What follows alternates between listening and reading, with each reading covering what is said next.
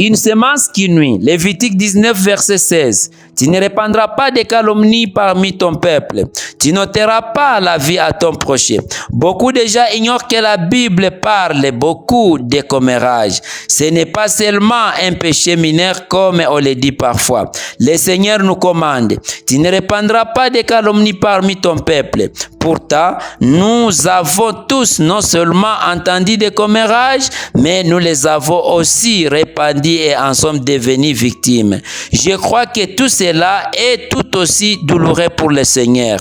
Lorsque nous partageons des choses que nous ne devrions pas partager, nous essayons généralement de nous justifier en disant, nous devons prier pour ceci ou cela. Ils sont vraiment aussi pris avec ces problèmes.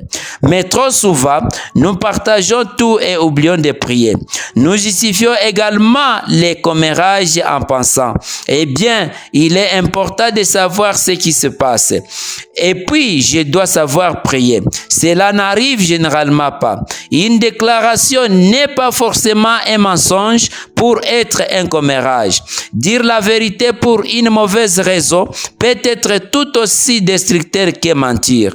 Les commérages soustrait ou ajoute toujours quelque chose d'irréaliste et malheureusement il mène à la calomnie. Ce sont des outils utilisés par Satan. C'est pourquoi il figure dans la longue liste des Romains 1:29.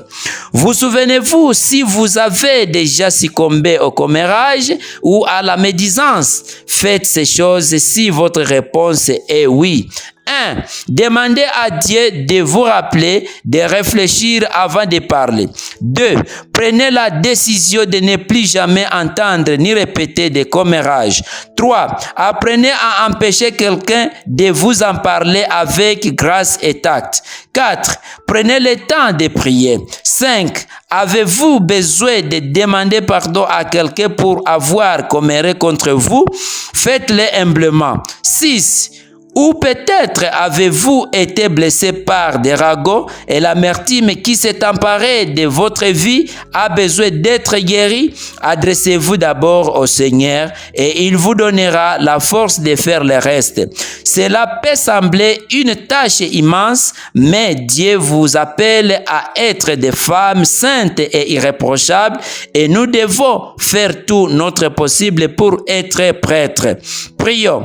Père aimant, en cette heure, nous venons implorer ton pardon pour les fois où nous avons écouté attentivement quelque chose sur quelqu'un qui n'édifie pas notre vie. Donne-moi un esprit de pardon pour pardonner à ceux qui m'ont blessé par des ragots. Que nos paroles soient source de bénédiction, d'édification et de guérison. Que ta grâce nous donne la maîtrise de soi pour nous abstenir des commérages. Amen.